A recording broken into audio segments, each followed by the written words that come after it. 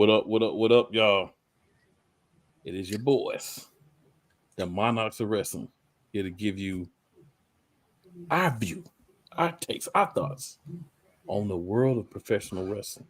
While some people just want to focus on WWE, that is a big point. It's a big part. We're not trying to say that's not. But there are some other promotions giving you some good quality things as well, or at least trying to. So we're gonna talk a little bit about those as well. I'm glad he modified that. There was no modification. That was the original statement, sir. Because they're giving you good. Well, they tried. And I am joined as always by the hater of everything, not WWE, my boy Playmaker. Playmaker, what's going on? Dude, I don't want to hate that other promotion, but they don't give me anything to really enjoy. Yay, we had a great match. What's the next step? Nothing. I feel like you're as critical of them, actually more critical than you say I am of WWE. Definitely feel like that's a true fact. I mean, but you explained it so well to everybody. Oh, the problem. But you know what? Just for you tonight, just for you, we're gonna put the triple B in the background. This is for Playmaker. Maybe I haven't put the triple B up in a while. Maybe when MJF comes back, maybe I can get back more excited. One person's not gonna do it. Yeah, you're right. We both know that one person's not gonna do it. Like, there have been some changes to personnel. They brought back in QT Marshall, who left in December when things started to go downhill. So maybe his re-inclusion into the fold, as well as they have a new writer for the women's piece. We got somebody from WWE came over to kind of do that piece of the business. So hopefully some of the changes they're attempting to make will help right the ship. They're not that far off. There's some things they need to prove on, but they're not that far off. It's just the stories need to be tighter. Like the wrestling itself is really good, but it'll be I always say the wrestling is great. Yeah. Bro, they'll give you the dream matches without a doubt. Right, but I'm saying this is also there's no just for you. There's no substance, you know. But not just for you. It's also for those who may be tuning in, see this and say, "Okay, I got you." Yeah, TNA. I mean, so TNA is its own animal, right? We're gonna start with TNA. But we had to talk about AEW for a minute because AEW gets a lot of flack. And I'm not saying that they don't deserve flack. I'm just saying that I feel like things are happening for them to go into the right direction. I didn't feel that way a couple of weeks ago, but I feel that way now. And TNA, I'm a little worried about. Not because of the pay-per-view, because the pay-per-view was fine, but because of some decisions that they made. But nevertheless, we are going to start off by sliding into the No Surrender pay-per-view. All right, so No Surrender, right? A lot of interesting things happening. No Surrender. Thanks to Cole Johnson, I got what he meant by his post thing. Yeah, I don't even know which post you're talking about. Cole makes a lot of posts, but when you said No Surrender, he took the word no out and put time. We actually put time too. Yeah, but you know. Hey, that's how some people feel, man. I mean, I think it's honestly disrespectful to TNA for people to feel that way because I feel like as far as the blend of story and wrestling, they're doing better than AEW right now. And I think if you're not acknowledging that, if you're not watching that, then you don't know what they're doing. You're just going off of what you heard or what you feel. And I think that's a little disrespectful to them. I think if you're not going to watch it, if you're not going to pay attention to the product, then just don't even talk about it. Personal feeling. Maybe Cole himself does watch it. But I don't see how you watch it and don't see that they are giving you not as much story as like WWE, but they're giving you much better wrestling. Like they're putting together good matches. There's matches you can sit down and watch it like, okay, this is a good match. I don't care who's wrestling as long as it makes sense. And they give you a story with it. And we'll talk about that in the main event because the main event was very heavy with story.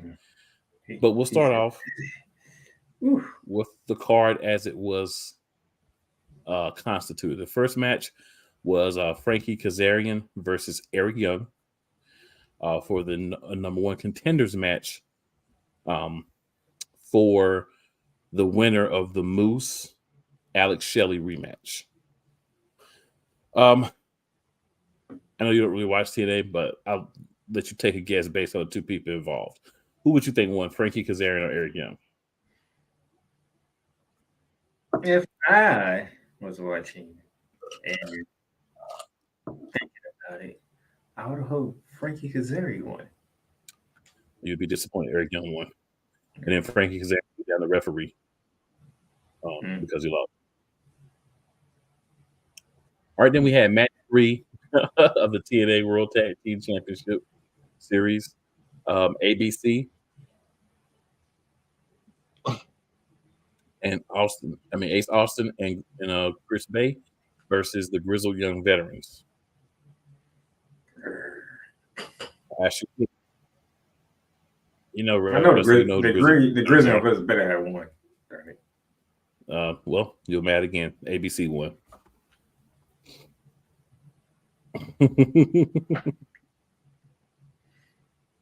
See, this is payback for what took place at a certain country. Okay, that's all I have to say. Fair enough.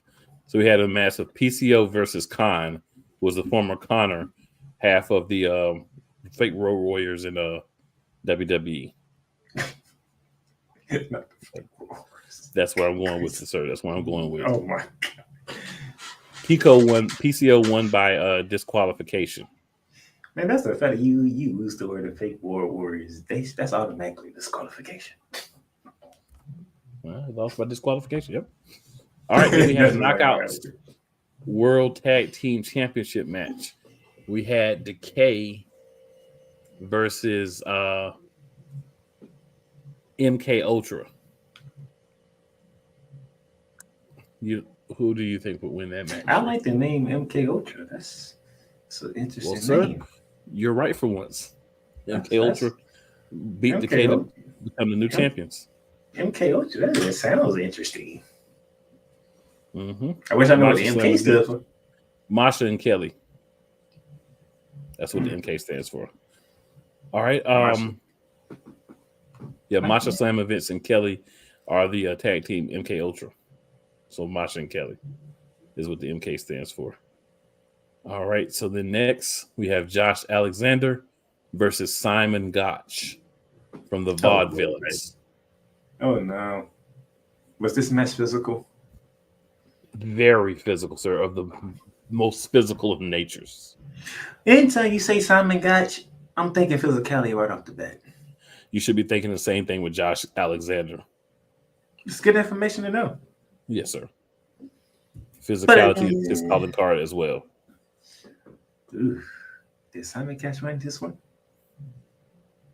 Is that your official pick? I'm rolling that way. You'd be wrong again. Josh Alexander won. Josh Alexander is actually considered a very big star in TNA. He never lost the championship. He actually got injured, so he had to vacate it. And instead of coming back and asking for a shot, he came back and said he's going to start at the beginning. He's going to work his way back, but he's going to get his championship back.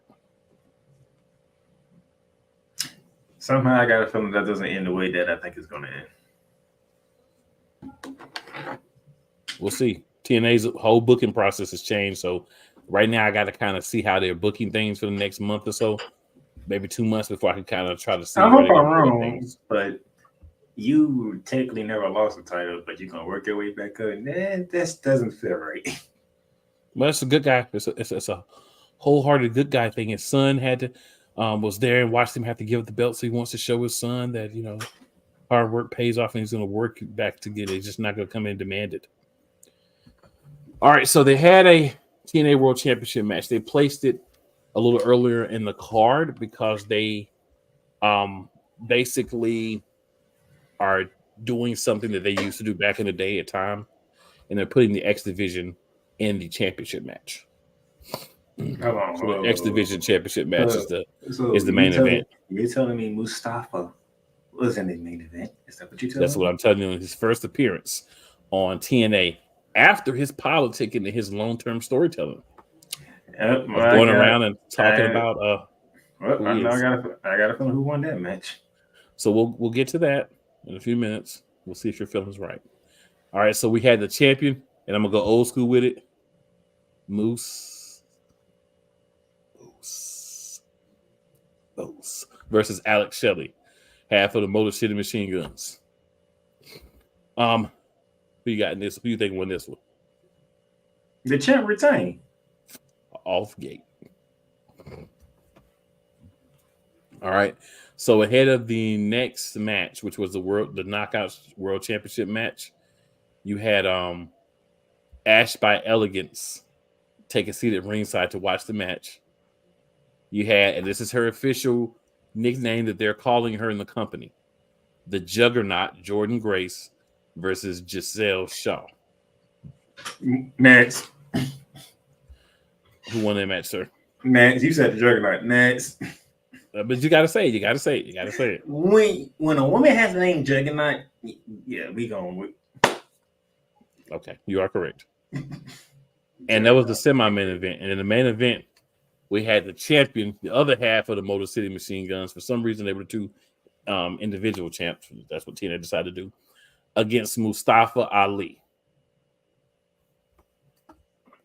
Who would you say won that match, sir? Let me think. Did the crowd go home pissed off, or did they go home happy?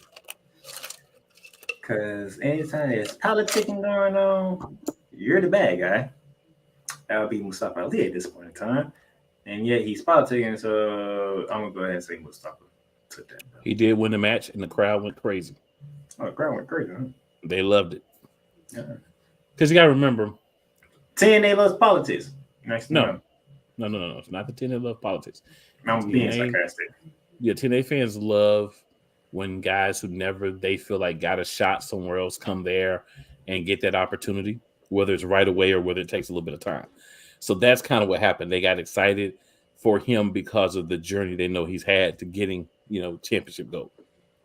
So they were happy for him for that. It was a really good match. It was actually, I would say it was the match of the night. The Moose match, the TNA championship match, it was a no surrender match. So the only way that you could win was if one of your corner people threw in their towel. No pin, no submission, no TKO, no I quit. None of that. That means Moose beat the brakes off him. I just wanted to circle back and good grace. Add that in for context. But yeah, that was the no surrender pay-per-view, and I will say, well, I feel it had more impact if I said it now. That was the pay-per-view. I'll say TNA did a good job for their second pay-per-view. And ironically, as I was watching the replay, because I did not get to watch it live, I did hear them multiple times refer to them as premium live events. So apparently, TNA is also hopping on the premium live event bandwagon. Their choice. I don't have a problem with it either way. So yeah, interesting pay-per-view for TNA. TNA diehards, you'll understand the names, the dynamics, and all that different stuff. But I want to make sure we covered that. Now, we're gonna have some fun. We're gonna go over to the AEW world that Playmaker's not fond of the actual pretty much anything there. And we're gonna talk about I'll be going back to AEW because I gotta watch Sting's final run at some point. And his final run's about over, sir. His final run's in. You do not have to June, sir. You have to March 3rd. Oh yeah, March. Is it? Oh, okay. Oh yes, it's March 3rd. This pay-per-view. This is his last match in Greensboro. So you don't have until June, sir. Oh, North Carolina. Yes, sir. All right. And the reason he's doing it there, for the sentimental value, this is an arena where he wrestled Ric Flair, several WCW large events were here, Starcades, different stuff. We're in the state of North Carolina. I was going to say, did he start in North Carolina? He didn't start in North Carolina, but one of his first big matches was in North Carolina. North Carolina was a very important part of WCW. Yeah, I know. And they call it Flair Country for a reason. They do. All right, and so the matches we're going to have at the AEW pay-per-view, which is going to be called Revolution. We're going to start off with FTR versus the Blackpool Combat Club, and that's the heavy hitters, Claudio Castagnoli and John Moxley. Oh, Lord. Oh, my goodness. Woo! Y'all going to see a lot of pink big meaty men slapping meat. It's going to be, oh, my goodness. This one, he said FTR and Moxley and Castagnoli. Oh, yes, this Lord. is going to be physical. I be wanting to still say Cesaro for some reason. Were you part of the Cesaro section, sir? You can't get that out of your mind?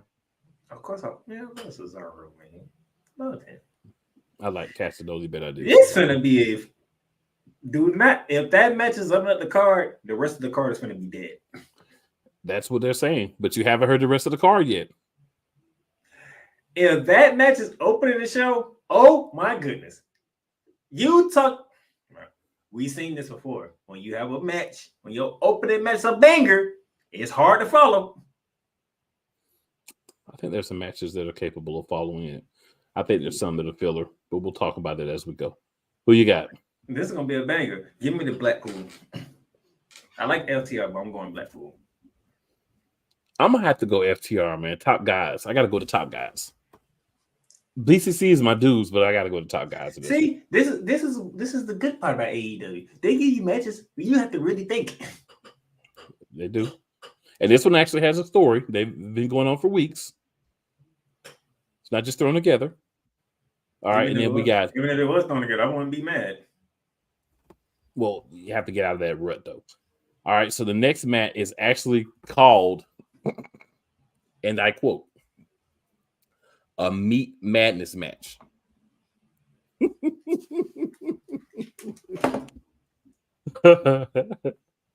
It's Wardlow versus Powerhouse Hobbs versus Lance Archer.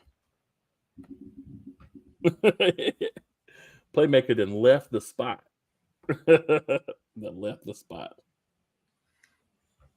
All right. So we got a couple of comments here. I'm gonna stop right there at Meat Madness, and I'm gonna give you a minute to digest that. Pun intended. And I'm gonna go over the comments. No way. So Damien asked a comment that we're gonna talk about later when we get to WWE. Man. And then so we got you know what? Here, I'm gonna use this. Cole in the building. I'm gonna use this for the example. I'm waving the white flag. I'm done. I'm done. All right. So Cole says, "God, love these other companies not trying to copy WWE, but copy them totally." Then he tells you have 6 days to enjoy Sting's last run. Cole also says Sting became a star at the same arena when they are holding AEW Revolution almost 36 years ago against Ric Flair. Correct. And Damien says it's going to be a bloodbath.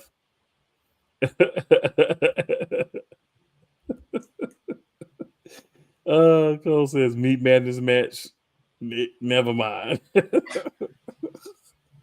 And then Roddy says, "Okay, Michael Cole." That's my brother. Hey, Roddy, what's going on? Appreciate you tapping in, man. That's my brother. Hey, I did not name this match. I promise you, I did not name a match between three. Okay, for this particular episode, I'm happy Cole Johnson ain't on here because that could have went so many different ways if Cole Johnson was up here right now. Yeah, I can't let it. But who you got? Wardlow, Powerhouse Hobbs, or Lance Archer? Man, I disqualified myself, but based on that freaking match, I disqualified Darren self. All right, it's gonna be Wardlow because Wardlow's the only one that matters because he's in the Undisputed Kingdom. And he cut a promo this past weekend. No, Coach said he saw a graphic. Oh my gosh.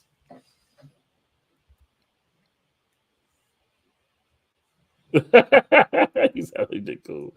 I actually saw the graphic. Now, if it was a triple cakes match, that's a different story. We're not gonna start that now. But no, not yet. But it's gonna happen, but not yet.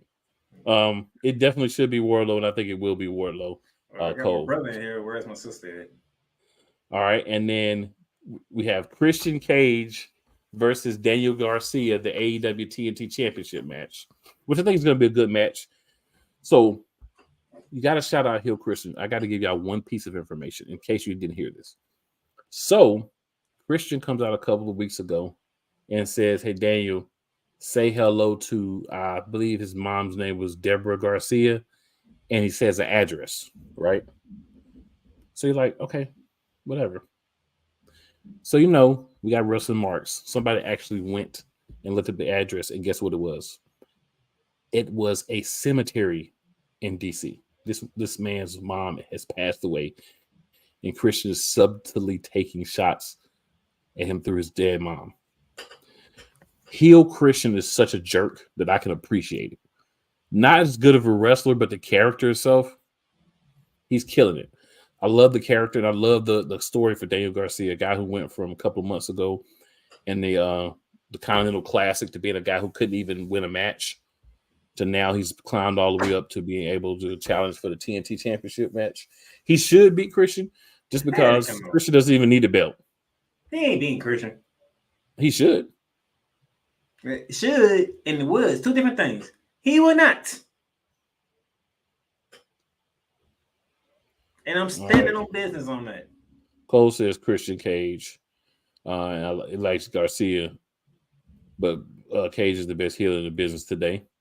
It is a cemetery. Oh, yeah, in Buffalo, New York. Yep. So next, we've got this is actually going to be a good match. These are two guys that are in the family, the Don Callis family.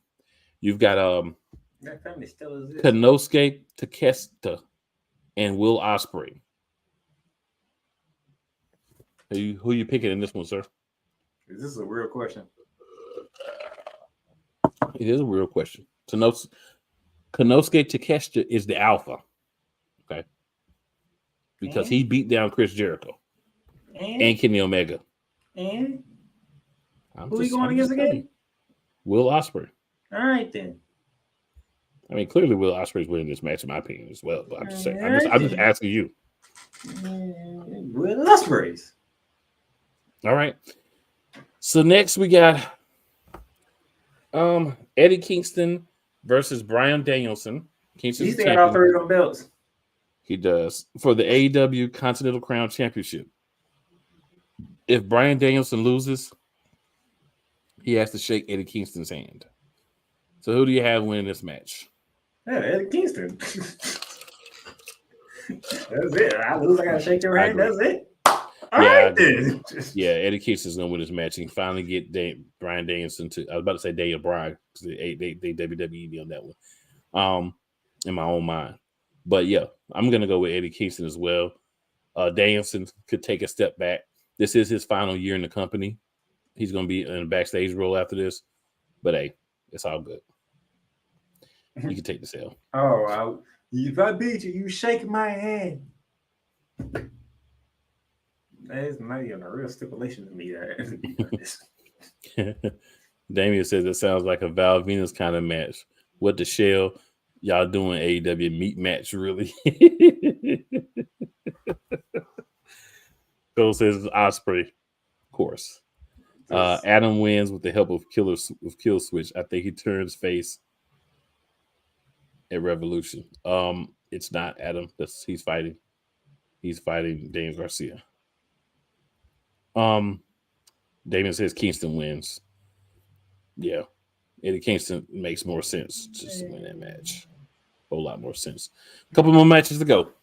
Sting in his retirement match and Darby Allin fitting the AEW Tag Team Championships against Matthew and Nicholas Jackson. They're no longer consider themselves the Young Bucks. They're just Matthew and Nicholas Jackson. So even though the Jackson brothers, I'm gonna call them the Bucks. How about it? The Bucks. I'm gonna be respectful today. Instead of Young Bucks, I'm gonna call them the Bucks. The Jackson brothers are the heels. They are the authoritative figure heels. Mm-hmm. But if I know anything about the Young Bucks, they will job to Sting You're not having a match with Sting for his last match in that company and not job. Ric Flair's job to himself, Rollins' job to him, EC3's job to him. In his final match with those companies, it's going to happen again. So, yeah. But my question: What happens? What happens with those titles after that match? That we'll have to find out afterwards. That we'll have to see. Then we have Orange Cassidy, who is the AEW International Champion. We don't forget AEW's got like 1,000 championships. Against Roderick Strong from the Undisputed Kingdom. Roderick Strong. I'm going Roderick Strong as well. Timeless Tony Storm versus Deonna Purrazzo for the AEW Women's World Championship. Ooh.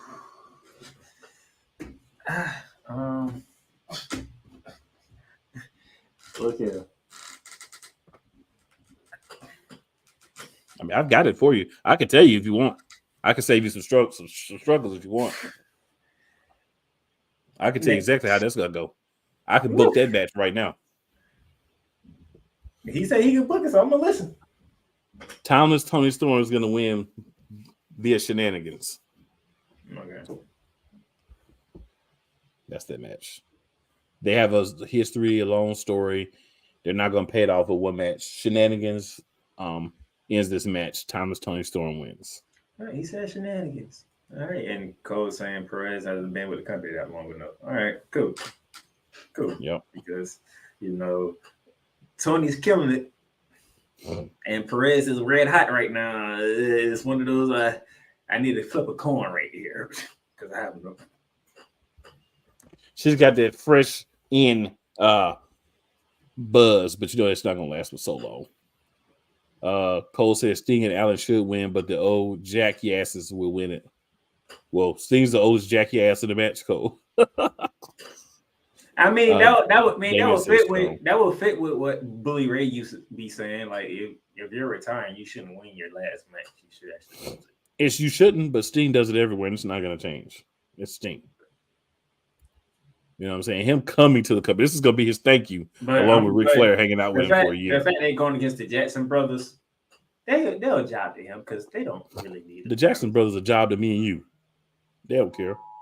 They don't need the belts. Agreed. All right, and in the main event, we got Joe versus the angry cowboy. Hey man, Adam Page versus Swerve when I drive. Yeah, Swerve when I drive. Swerve Strickland, AEW World Championship match. You got to win this one. I didn't know. I came in out of base until you told me, was it last week that he was trying to turn heel? I'm like, that don't sound right at all. It's like a crybaby heel week thing. Swerve, you've been on the Swerve when I drive bandwagon for the longest. But who's the champion again? Joe. Somebody going to sleep. Damien already said everything. Cole and Damien already said everything needs to be saved. I would love for Swerve to win it, but Joe has to retain. And Joe pins Page. Because what happens if Joe pins Page? Swerve. You won the match, Joe. You ain't be Swerve. But I ain't Swerve, and I kept driving. You know what I'm saying? So that sets up a one-on-one match. Maybe not next month. It may take a week or two for Swerve to get, it may take a month or two for Swerve to get the get back.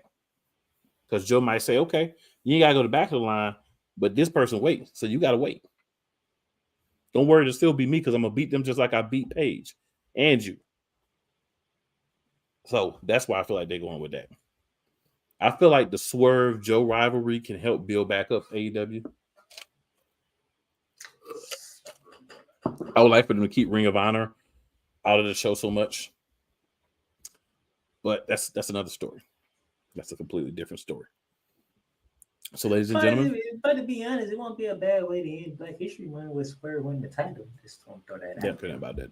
Tony Khan does not care about Black History Month. I was just throwing something out there for us. Okay. I know. I don't want to get nobody hopes up. So Cole says that one-on-one match between Swerve and Joe will take place at Double or Nothing, so it will be another 3 months before we get it.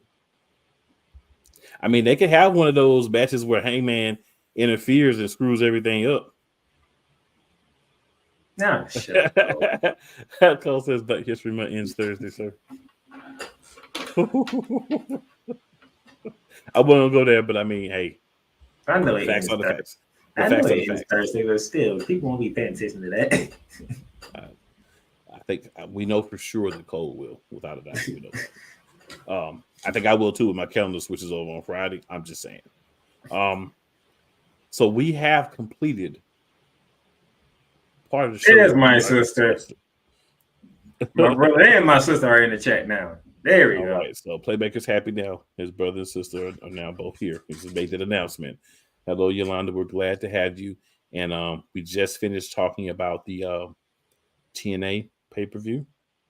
And premium live event and the picking the matches for the upcoming AEW Collision. I mean, not Collision, that's the show. The AEW Revolution card that will include Sting's last match. Cakes have not came up as of yet, but they will be a part of the show. Should I be like Stephen A. Smith and have a box of tissue ready for me on that night? You probably should, sir. You probably should. I may actually go to that. You ain't that far. Not at all. Sting, this is Sting's final wrestling match. Yeah. This is it. Yeah, some other things that might be going on. So it's a call right now. We'll see how it flows. We'll see how it flows. I'm just saying, you'll never get this moment again. This is it. No more. That's what they said when he left. When he retired from TNA. That's what they said when he retired from WWE. Oh no, this is definitely it.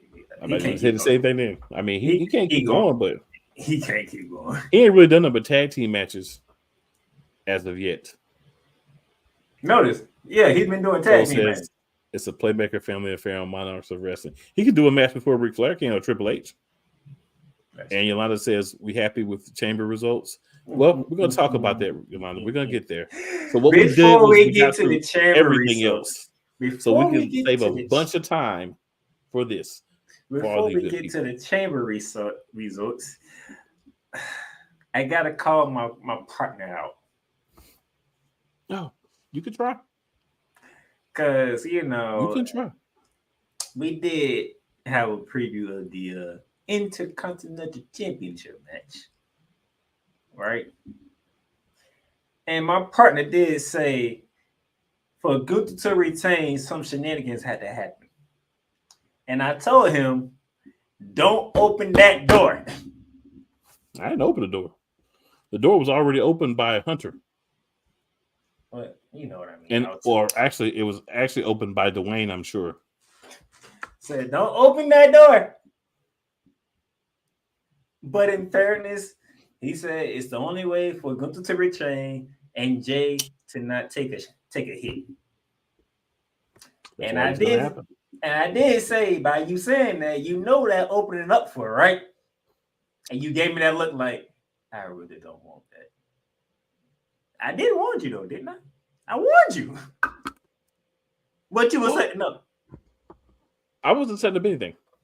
So before we go any further, let me clarify my stance.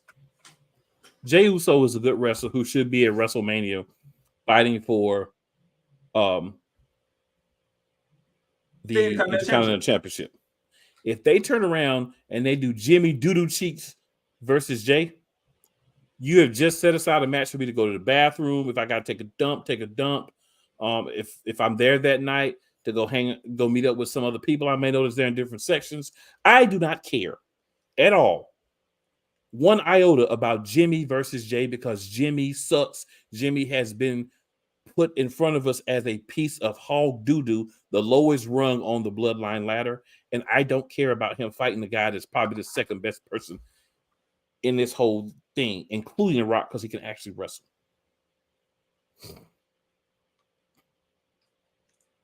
Just saying. I was trying to warn you, about what you said when you just, threw that out there, and I'm like, you do realize what can happen with all that, right? It doesn't have to happen at WrestleMania. And it happened. It doesn't have to happen at WrestleMania because it's happening at WrestleMania. It's happening at Jimmy. WrestleMania. There's no way you do that and it's not going to WrestleMania. That's garbage. Because Jimmy's garbage. Now, by the way, taking my partner's feelings out of this, Cole actually agreed with me. We actually talked behind the camera. The way that they did it on Monday, just on Monday, not everything else cool, just Monday, okay? Just on Monday. I like it. Because I like what Jimmy said. He basically acknowledged that Jay is bigger than him. But I'm the big brother. So you suck. So it's like I'm saying, that's how they did it. That's the same thing as Blake Griffin's big brother telling him, "Oh, I'm not gonna let you win a championship, even though you're a better player, because I'm your big brother. You still suck." You can say he still sucks, but hey, he acknowledged it. There's one thing he just didn't acknowledge it at all. Doesn't matter, he still sucks. Acknowledging that you suck doesn't make you suck less. So now I want to look forward to see how Jay responds. We haven't had a chance to hear from Jay yet, but I'm pretty sure we're gonna hear from Jay tonight. So since we have time, this is what I would like to happen with this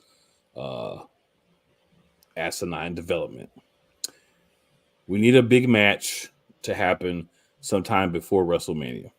Someone needs to be taken out during WrestleMania backstage so that Jay can win, because as long as they are around and not taken out, they're going to pose a problem and they're going to stop Jay from reaching his goal.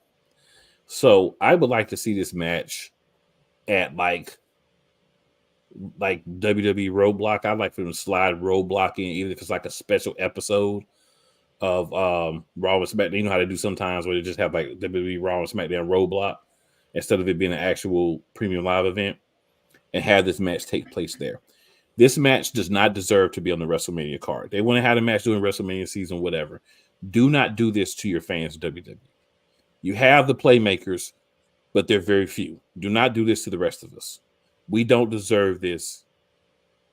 Please do not do this to us. Don't sacrifice Jay for Cody. Let's not do that, please. Just saying. They set it up. As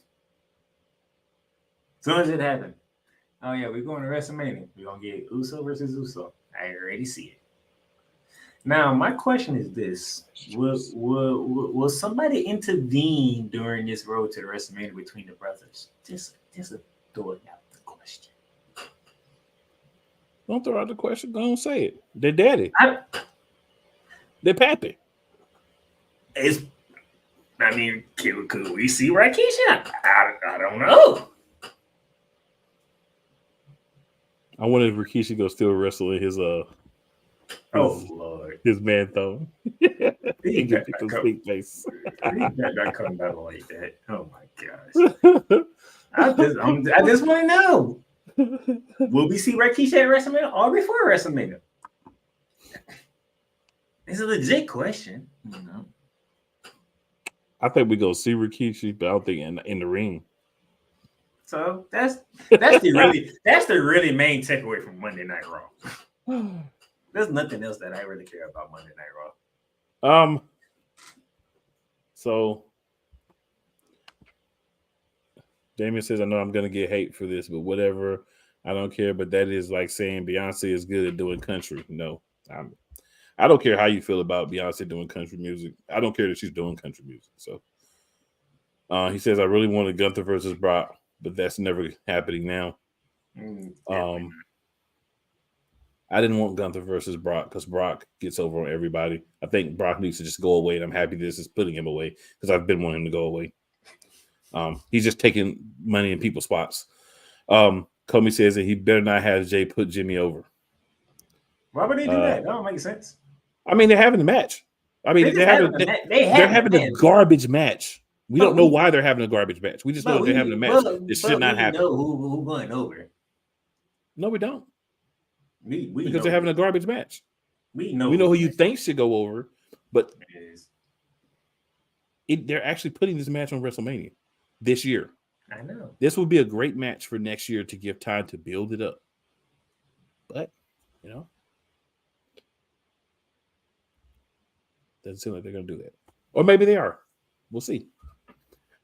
All right, we don't need to see him put on his black diaper one more time. Now that you said that, that does bring you into a rumor I've been hearing a little lately. Ain't been a massive rumor. It's been a little rumor. Could be a rumor of somebody returning to the bloodline. I haven't heard that rumor. I said a little rumor. Yeah, I haven't heard that one. I think that's just somebody that's the same type of person saying AJ Brown doesn't want to be in Philadelphia. They're just saying stuff to be saying stuff. They're throwing poop at the wall and seeing if it sticks. Yolanda says they're going to fight because of something they both want to do at WrestleMania. They're going to fight at WrestleMania, but it shouldn't be this year. Jimmy, storyline wise, does not deserve this too. Truthfully speaking here, storyline wise, Jimmy, because I'm not talking about Jimmy the person, I'm talking about storyline Jimmy. He doesn't deserve to clean the boots of Jay. And that's the truth. That's because you're basically Jimmy, pulling Jay down from main event to bottom of the mid card to fight a dude that doesn't deserve to be in the ring with him. That's because they don't have Jimmy be serious. That's not my problem. You knew WrestleMania's coming. When I said they. I didn't say you. I said they. No, they knew that WrestleMania was coming months ago. Did they not? Yeah. So they should have started to correct this problem if they were going to really do this. Maybe they're not. I mean, Jimmy and Jay are going to fight at WrestleMania. There's no doubt about that, Yolanda. I'm not saying that they're not. It should not be this year. It should be the undercard next year when it's The Rock versus Roman. I think ever since everybody found out that's what their dream match was, they was like, okay, well, we might as well do it this year. The biggest WrestleMania of all time. Until next year.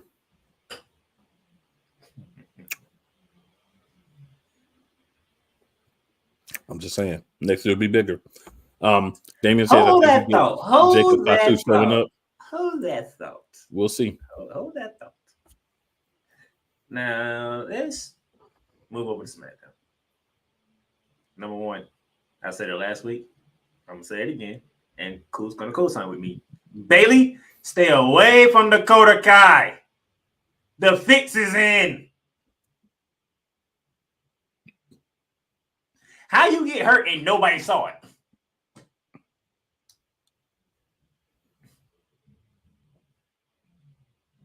Really? Really? Hold up. I know you want to talk about that. Yolanda, nail head. Mallet, nail head. Jay is like Booker T and Jimmy is like Stevie Ray.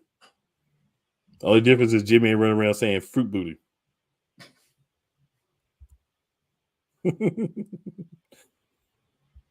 I just had to put that one up because I had not made that connection within my mind, Yolanda. I 1,000% agree though.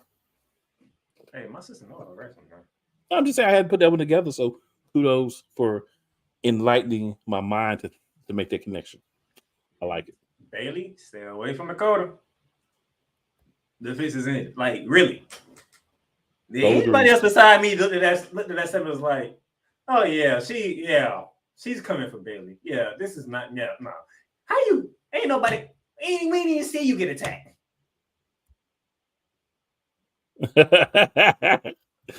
So Cole says Dakota Kai backstabbing Bailey happens in 3, 2, 1.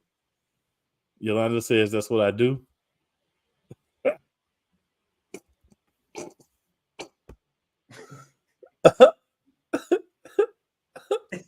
See, you know you can't say certain stuff when Cole's around because Cole's gonna run. Cole says no ye equals fruit booty.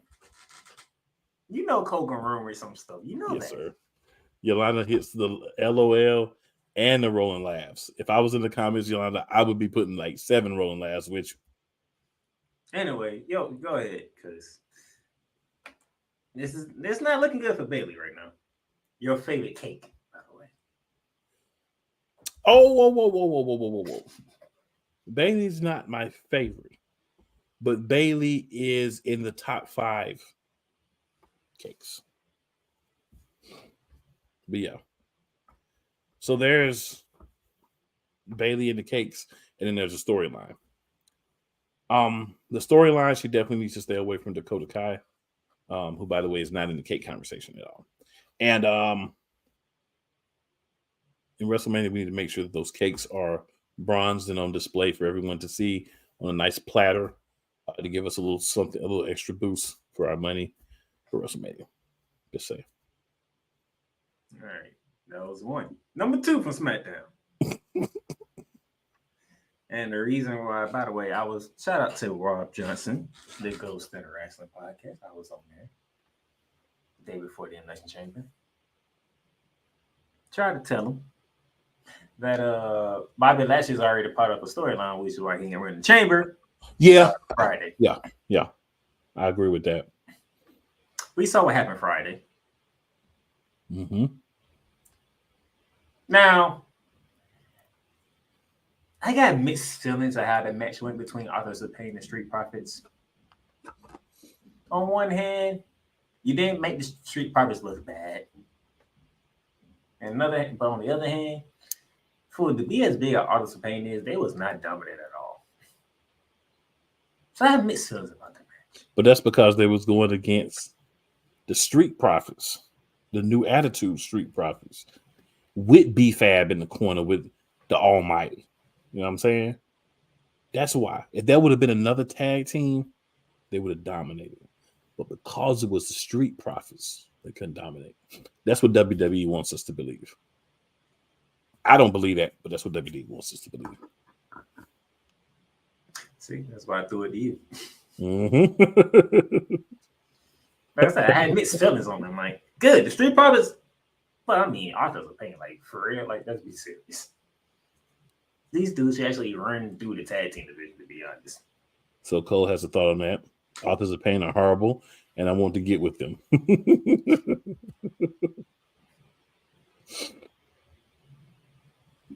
Oh, my. So he says they are as bad as Nia Jax's first run. Wow. Yes. Now that, sir.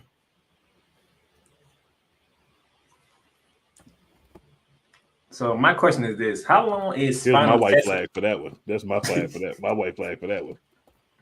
Here's my question for this: how long they gonna keep Final Testimony in this group together? Because I don't see them staying a group for well, we know that they're gonna be around for a bit because they got a big win over the Street Profits. Anytime you beat an established dominant team like the Street Profits, you're telling the people that we're going to keep them around. The question for me would be, how long are people going to care? How many T-shirts has the Final Testament shown? That's my kind of question. If we're being honest, the main attraction of this whole faction is the 2 leaders. There's only one main attraction. I mean, after what Karen Cross did to him, he put his name in there. No, there's only one main attraction. You just can't help yourself. Okay? You just can't help yourself. Tell the truth. Tell the truth. Is there not only one main attraction of this whole thing? Dude, would you stop? I'm just asking the question Okay, that you don't want to answer because you know. I'll tell the truth. That's what you like to focus on. I'm focusing on the story. Don't get me wrong. Why would you want to? You can't help it. You can't help it. Why would you want to focus on the story that they're telling with these 2 groups? Because you're supposed to be building up Bobby Lashley and the Street Profits. You are, but having them lose isn't building them up. And Cole, I'm going to beg to differ with you, sir. He was talking about Scarlett. Yes, I'm talking about Scarlett. Yes, he was talking about Scarlett. You couldn't think of what he was trying to say. Yeah, I knew what he was saying. He was talking about Scarlett. He didn't even want to talk about people. He was talking about Scarlett. And I tell you, B-Fab looks like somebody who would be able to fight. Right? She looked like she can get it down. So I think B-Fab versus Scarlett, like Cole said, is going to be the one feud that may be interested in this, or one rival that may be interested in this whole faction versus faction thing. We're going to get stuck with this for a few months. We may have a 4-person mixed tab payoff match at WrestleMania. Maybe they'll end our suffering after that. And then Cole says, all Scarlett does best is dance like a drunk goth fairy setting up Karrion Kross entrance. And your point being?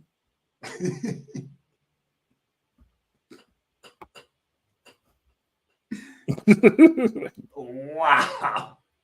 And your point being? I mean, you're factual, but I'm saying, like, is that supposed to make me care less about Scarlett and more about Bobby Lashley? Well, sir, I will tell you, at least for me, it does not work that way. Wow. Oh, we're talking about faces now, Cole? Now we're on faces? She's a butterface? I can't even tell you if she is or not. Because I'm not looking at her face. So I don't know if you're telling the truth or not. She may be.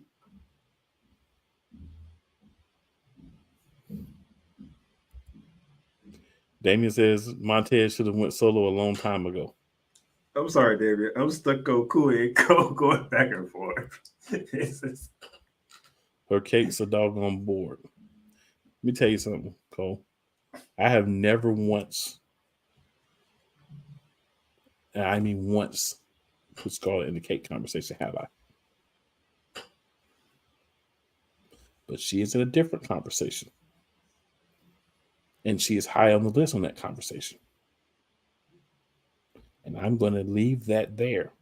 And I know that you are an intelligent individual. And you'll figure out what I'm talking about. No comment. And I'm just going to leave it at that. Can I wait a white flag again? Oh my God. These two men. So Damien says Scarlett is like Katana and Lucha Underground. Shout out to Damien. So I want to say this. Damien gets on here. Damien says a lot of blasphemous things. And I laugh because I know he doesn't mean half of them, right? But Damien, that is a very good point for those of you who watch Lucha Underground. That is a very good way to put those two together.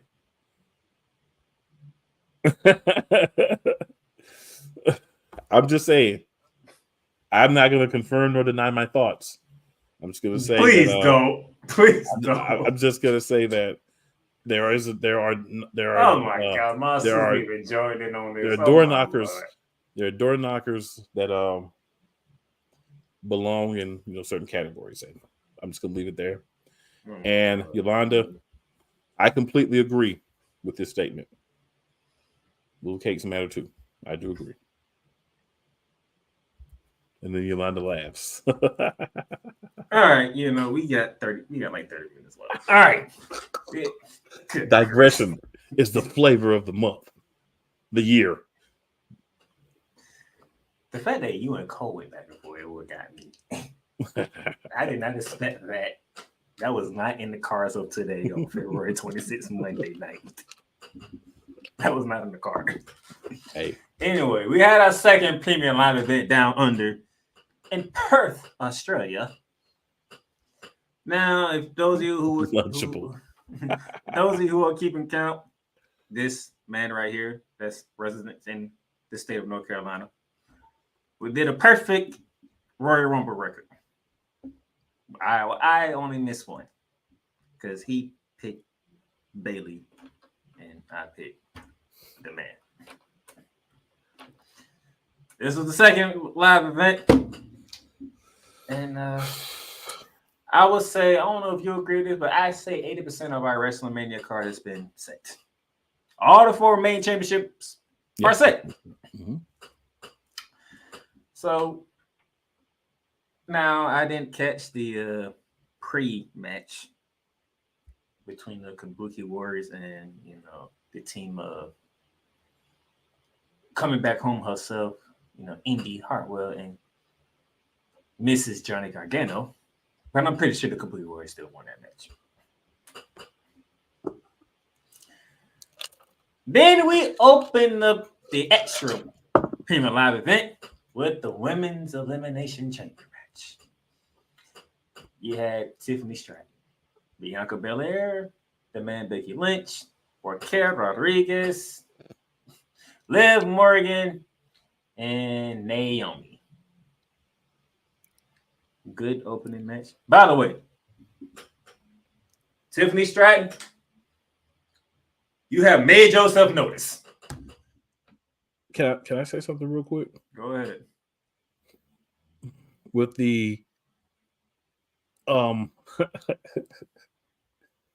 with the exception of Liv Morgan and Becky Lynch, this is what I would call a Cakes by the Ocean match.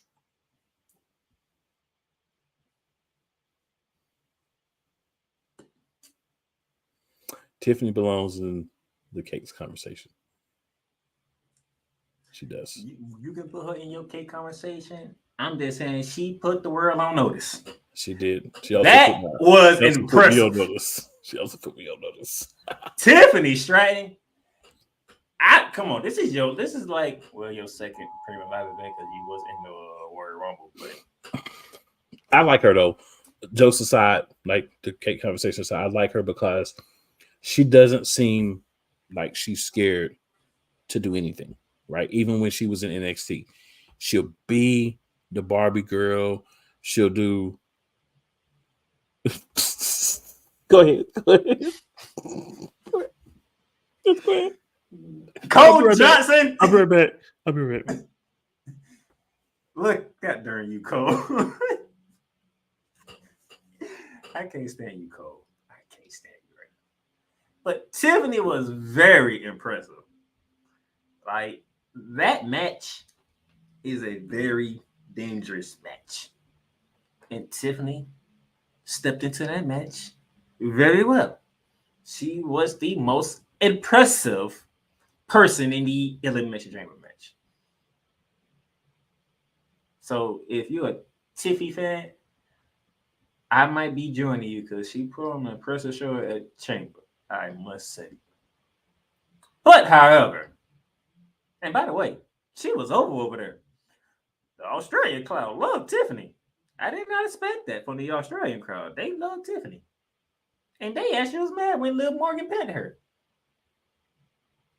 Like, legit mad. They called BS when Liv Morgan pet Tiffany. But as I predicted, the man, Becky Lynch, won the match. This makes me feel good. I told you, I might have lost the Royal Rumble match, but I'm going to win the war. Becky Lynch is going to WrestleMania, and she's going to face. I'll get to that later. So, did you expect to be? Did you expect Tiffany to be over in Australia? I think the newness. She's the new shiny toy right now. So I definitely expected her to get a good pop. This was the perfect match for her. And I want to say, and you said this earlier. I don't know if it was in a group on your page, but I know I saw you say it. I'm glad that they did not put, I'm going to call it power cakes in this match.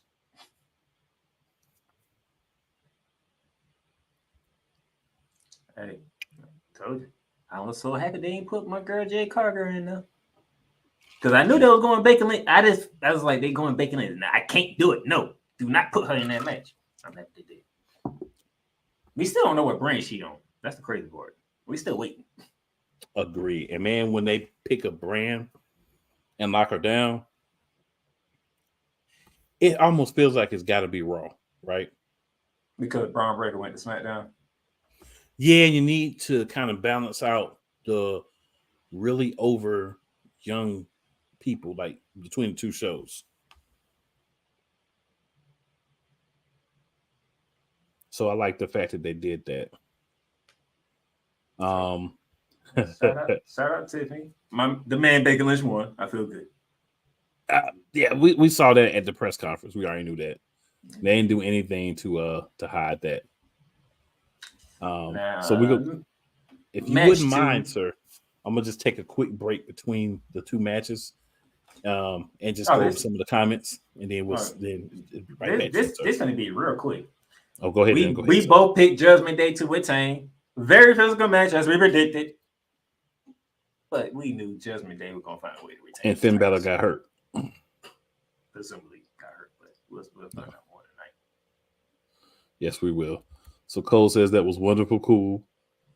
Yolanda says medium cakes too. All right, hey, Yolanda, I don't disagree. Company says you are correct about the Kabuki Warriors. Cole then says it's Tiffy time. And he says Tiffany Stratton will become a babyface sometime soon. I think if they make her a babyface, we're gonna hate her. But they no, she needs to be a heel. The way that she talks like she a heel. She talks like she a heel. Yeah. I think she'll be at best a tweener that kind of works the crowd a little bit. But yeah. But I mean, Cole, you could be right. Could be right. Yolanda says Tiffy time. She says I've been liked her. This was the comment, guys, that I had to take a quick break on. Wrestling Rose when I saw Tiffy. Yolanda shakes her head. Luther Kaiser does not approve of that, Cole. Oh, Luther Kaiser definitely approves. Not from Cole. For himself, yes. And then Yolanda smacks her face. Damien says, question, can somebody tell me what Tiffany Stratton hype is all about? Because I don't see it. And then he says she was, and he continued that. Let me give you all that. And then you can answer. She was doing all the moves Dana Brooke was doing when she was in WWE, even dressing up the same as her. So I'll let you, I'll give them an all to you, Playmaker.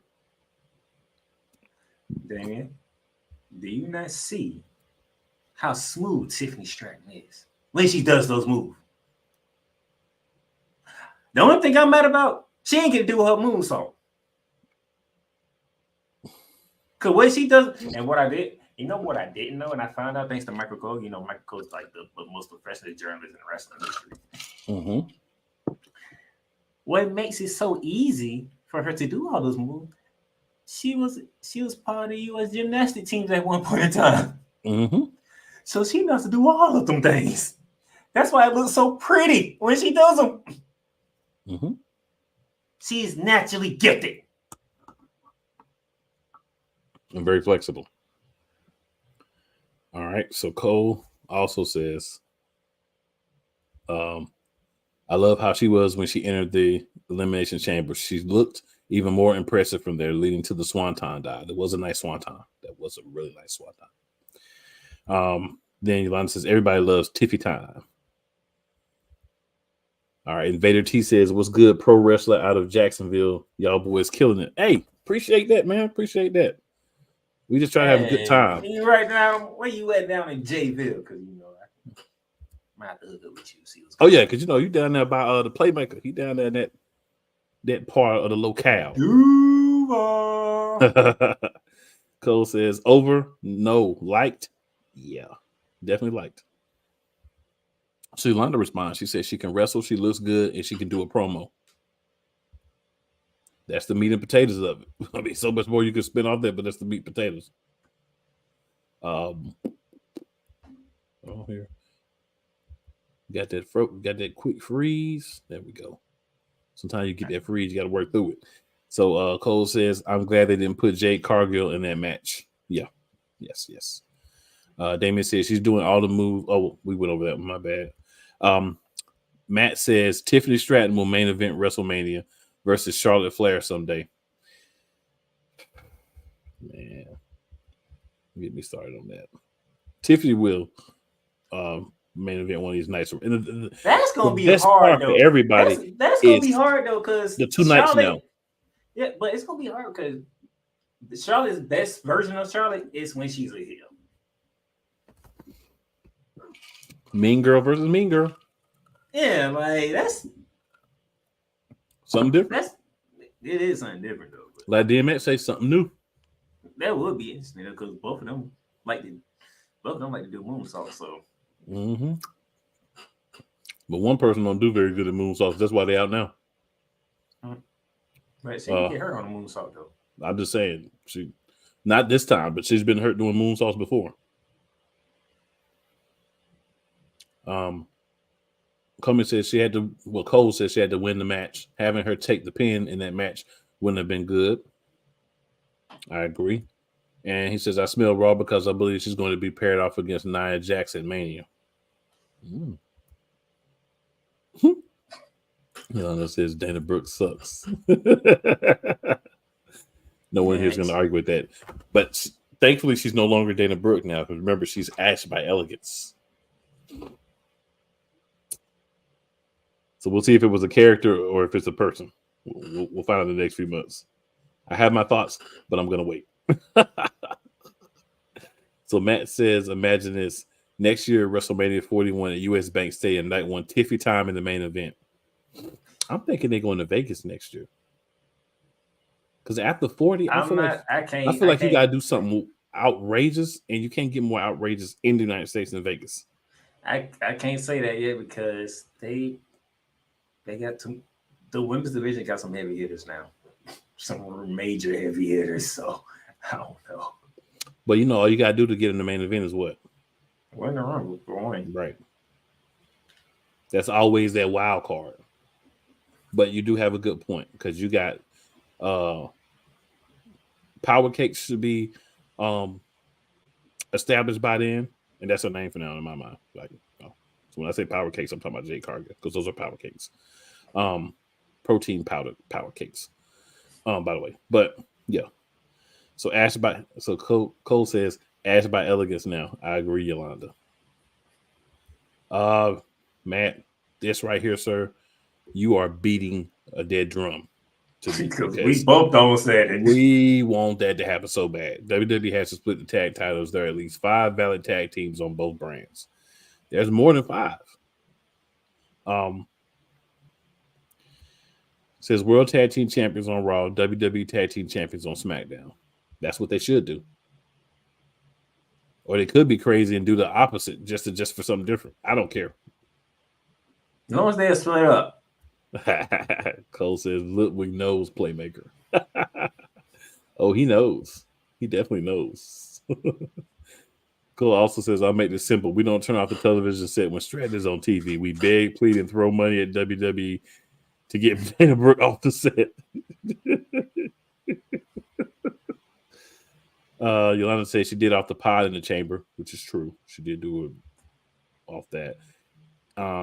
And that goes beyond the gymnastics stuff, which is true. So we got a few more comments here. AP says, I'm starting to give up on Rodriguez. What up, AP? She just came back. What you talking about? And she has a condition. I think it's MCS. Yeah, and I was reading it earlier. And they actually got to her while she was in the chamber. You got to slow build her back. What you mean? It's a slow build for her, okay? Slow build. Yeah, her getting in the match was good. She's got to be able to stay healthy and maintain everything with her condition. And plus, they got to see how she's conditioned by putting her in the chamber and what they need to do going forward. Damien says, I hope we get the 4 horsewomen versus the 4 horsewomen. I don't know who will replace Sasha. Well, sir, in order to get that, we'd have to have like 3 of the 4 horsewomen on the other side that are no longer in WWE as well. So we'll never get that. So then Matt says, Bully Ray has been talking about Mania being in Minneapolis like it's for sure. Hey, I mean, it could be, but I've been hearing a lot of rumors about Las Vegas. Interesting. So, all right. We'll see. Keep going. Men's Elimination Chamber match. Drew McIntyre, Bobby Lashley, my man from SmackDown, the Mega Star, Mr. L.A. Knight. You be killing me when you don't be giving me a little sneak before you do it. That's it, Mega Star.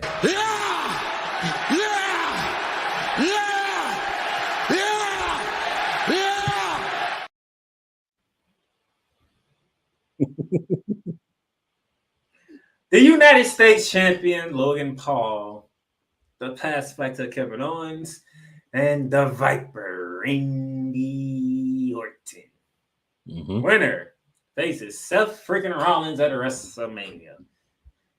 And despite my partner's displeasure, he knew who was winning, but he wanted to be different for whatever reason. But he knew who was winning. Now Drew McIntyre. Because we kind of figured, okay, Logan Paul ain't winning. We know that. 11 times in 5 months. And we're supposed to care about this match. You know what? Whoever made the decision that this specific match had to happen at WrestleMania, this is the outcome that needed to happen right now, was not cool. And you know what happens to people who are not cool? I spit in the face of people who don't want to be cool. Whoever did that, I won't spit in your face because you're not cool. Well, if you did process of elimination, we know Logan Paul wasn't going to win. We knew Kevin Owens wasn't going to win. We knew LA Knight wasn't going to win because some shenanigans happened. AJ Styles, anybody? Who ran him out with a chair. Good gracious. Yeah. We knew Bobby Lashley wasn't going to win after what we saw on Friday night. Yeah. That's 4 of your competitors right there. They pretty much told you. Yeah, they pretty much told you, like, yo. But we even said that last week. We already knew it was going to be between. If you look at the poster, you can tell who was going to be between. He like, they basically told you. He wanted to go Randy Orton. I said Drew McIntyre. It makes more sense with Drew McIntyre. Just makes sense. It makes more sense for Randy Orton, but it was going to be Drew McIntyre. They had this rising for Drew McIntyre for some reason. So we know it's going to come down to Randy Orton and Drew McIntyre. I went Drew. He went Orton. Drew McIntyre won. What helped, by the way? Because it's funny though. I gotta admit, it's funny. Because the same thing Drew McIntyre was complaining about is the reason why he's winning these matches now. Yes, it is. It's funny to me. Weren't you complaining about people interfering in your matches and causing you matches, but people interfering in your matches all of a sudden, and you're winning? It's okay if it helps Drew. Just like the Bloodline helping him beat Cody Rhodes. Mm-hmm. And he ain't bad enough. He lifted the leg is what he did. But Cody's now, face. Seth Rollins will be going against Drew McIntyre round 3 at Mania. 11 times in 5 months is not round 3. I mean, that's round 12. We can call it round 30 if you want to. If that's the main event, so I put to you like this. Let's say I was going to night 1, and that's the main event night 1. That can't be a main event. I don't know. I'm just saying, let's say I was going and it was a main event of night 1. I'm leaving early night 1. I don't care about that match. Because the main event at Chamber was the Women's World Championship, where Nia Jax went against Mommy Rhea Bloody Ripley. And what do I always say? I'm going to cut it and have it for y'all. Mommy's always on top. Hell of a match, though. And Becky, this is for you. Mommy's always on top. Even on top of the man, Mommy's always on top. Just so you know. Prepare to have a wonderful match and go home without the championship. I'm happy that they put Mommy as the main event in her home country. I am too. They had the family in attendance. Nia Jax put on a great performance. So those of you who still don't hate on Nia Jax, you ain't been paying attention to her run this year. She's been very good this year. Okay? But I'm good. Mommy won.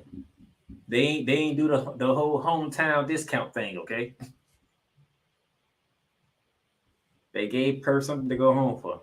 So now we are basically set. Seth Rollins defends the World Championship against Drew McIntyre. Mommy defends the Women's World Title against the man Becky Lynch. The WWE Women's Championship defended by Io Sky against Bayley. And of course, we get the rematch of last year's main event of WrestleMania, Cody Rhodes, Roman Reigns Part 2 for the undisputed Universal Championship.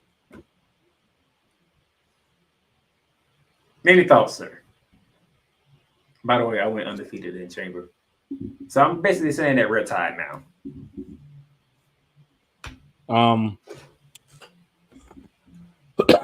We pretty much knew. I didn't want it because we've already seen it 11 times in the past 5 months, but we already knew who these matches were going to be, really. So it was just a matter of what else they're going to put around it. What are they going to do with the tag team championships? Are they going to finally split them? Are they going to wait till after WrestleMania? What are they going to do with those? What's going to happen with Mr. Money in the Bank? Intercontinental United States Championship matches. Who's going to be in those? Are they going to make LA Knight fight AJ Styles at WrestleMania, which would be very disappointing if he's not even in a title match? I really think he should be in the United States Championship match, and I think he should beat Logan Paul. He could be in the Intercontinental Championship match and beat Gunther for all I care, but I think he should have one of those belts after WrestleMania. We'll see how that plays out. Since you brought it up, what's going to happen with Gunther in the Intercontinental? Gunther needs to lose at WrestleMania so that he can pursue one of those world championships, right? You can't do it while you're still kind of stuck with the Intercontinental Championship. But I'm not saying that to disrespect the Intercontinental Championship, but I'm saying they don't do the whole, like, you start going after one belt where you still have the other belt thing anymore. That's why we knew without a shadow of a doubt, beyond a shadow of a doubt, that we were not going to have Logan Paul win that match at the Chamber. Plus, Logan Paul is like the imp that you just want to beat up. Right? He's like the kid at school that everybody wanted to beat up. That's Logan Paul. So we got a couple of comments before we finish up here, Playmaker. So Cole says, LA Knight is about to be de-emphasized and I hate it. He says, Logan Paul does his job well because I want anybody to dim his lights. I agree with that. AP says, you can't tell me that's the bootleg version of Ric Flair. That's wild, AP. I'll rock with it, though. So Yolanda says, I'm concerned about my husband. She's talking about Randy Orton. His back is not well. He needs to retire.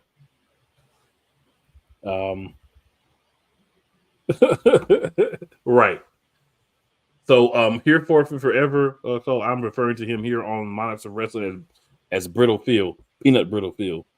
But yeah, thanks for injuring your arm, Peanut Brittle Phil. Damien says that men's chamber match was dry from the start.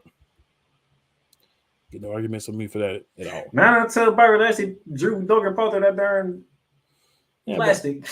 One spot, but still, that's a dry match. They did the final two right. It was going to be between McIntyre and Orton. Agree. Mr. McCain's monologue says Kevin Owens' beef with Logan Paul is like a pissed off dad hating on his son's new friend.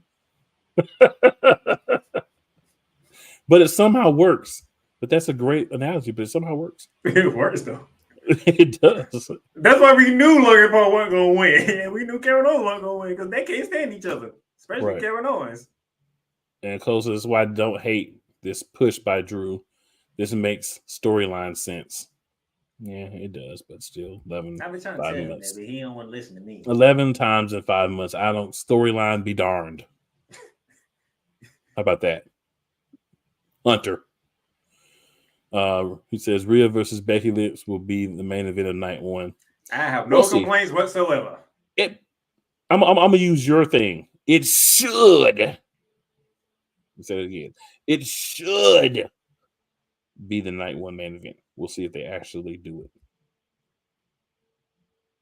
it. He also says Nia Jax has vastly improved and looked really good Saturday. I said this the other day. Nia lost a little bit of weight, so she looks a little bit better. She can move better in the ring. Like she doesn't look as worn down as quickly. So that's good. And I do agree she does look better. She even made the go home move for Rhea look impressive. Yep. Damian, of course, in true Damian fashion, because he's already said his one very intrinsic thing for the evening. Nia only had one good match. Laugh out loud. Damian's one of the people who they don't want to give people another chance. Yeah. AP said, "Who really thought Jax was going to beat Ripley? Not me." Man, it was a hell of a match, though. Very good match.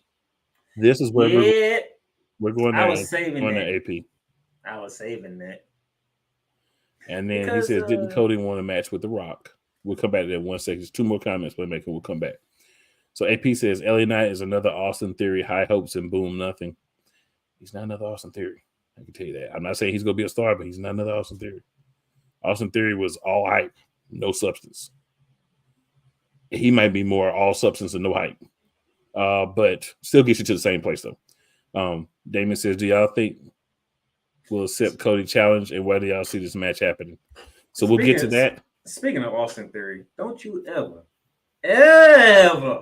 and I mean ever try to intimidate The Rock again. That is not your place. Or Cody or Seth Rollins or me or my 17-year-old daughter or pretty much anybody. It's not you. Don't you ever impersonate The Rock again. That was stupid. Now you did crack some jokes at Cody, which was actually on point. I will give you that. And right now, Cody's easy to crack jokes on. The fact that Grayson Waller sat back there and let them beat up Austin Theory was something that I noticed. I'm like, Grayson Waller was like, "Nope, I'm not getting involved." Grayson Waller was like, "I'm tired of this jabroni.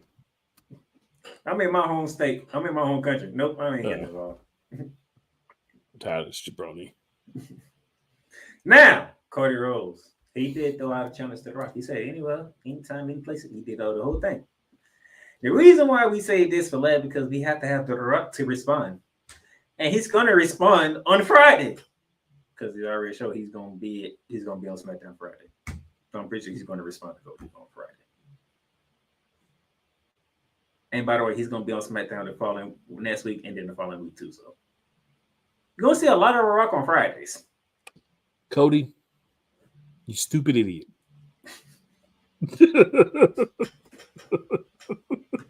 Speaking of Chris Jericho.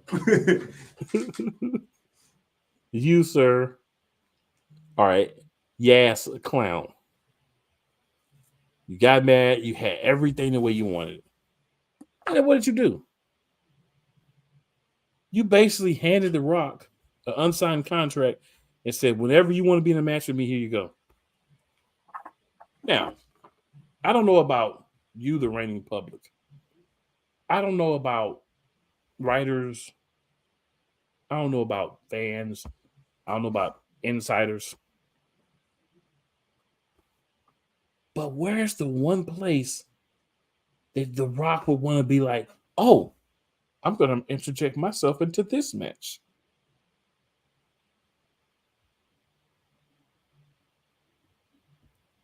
WrestleMania 40. Idiot. Why would you do that? Jackanape. I was wondering how you felt when you heard him make that challenge. Because I was already thinking, night 1 and night 2, huh? I see you, Cody. No, AP, it's not Cody versus The Rock. It's going to be Cody versus Roman versus The Rock.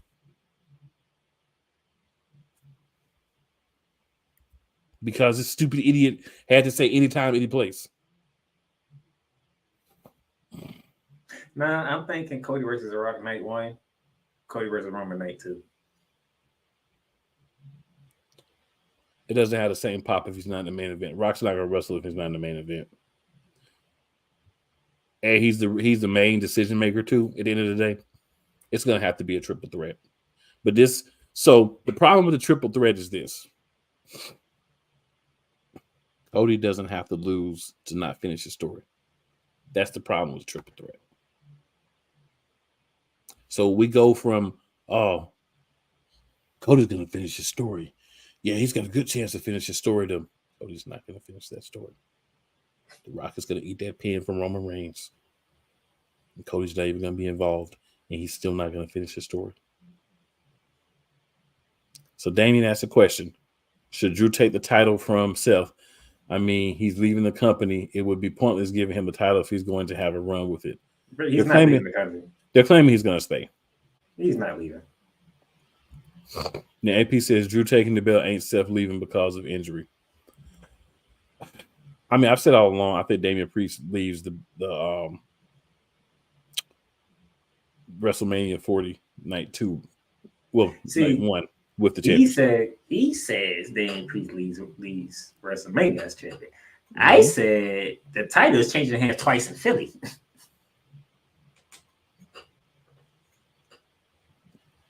No matter what, that belt is changing hands in Philly. Just know that. So it's not a tag team match because Seth said he'll be by his side. What it's going to be is, you know, one of the things they always stress in triple threat matches is what? There's no disqualification. So Seth wants to come down to help Cody, he can. But this just feels to me like you just wrote it into Cody's going to lose. But don't it feels like Seth could be turning on Cody too at the same time? It doesn't even matter. Cody's not going to take the pin again, but he's not going to win if it's a triple threat. Well, we went a little over time, people. So Monday Night Raw is on. Thank y'all for joining us. And my partner can close us out. Yes, sir. Make sure you tell 2 of your friends and 4 of your enemies. Come check us out. Just because they don't like you doesn't mean they won't like us. Make sure you share us out. Make sure you hit that sub button on Play Callers, on Playmakers, was it Playmakers Sports Blog? Mm-hmm. And also on Shady Sports Network. I didn't do the ad this week, but we had a lot of meat to get to, y'all. We had to have the time for the meats, but not the big slapping meat match. We out. We'll see y'all next week. Same bat time, same bat channel.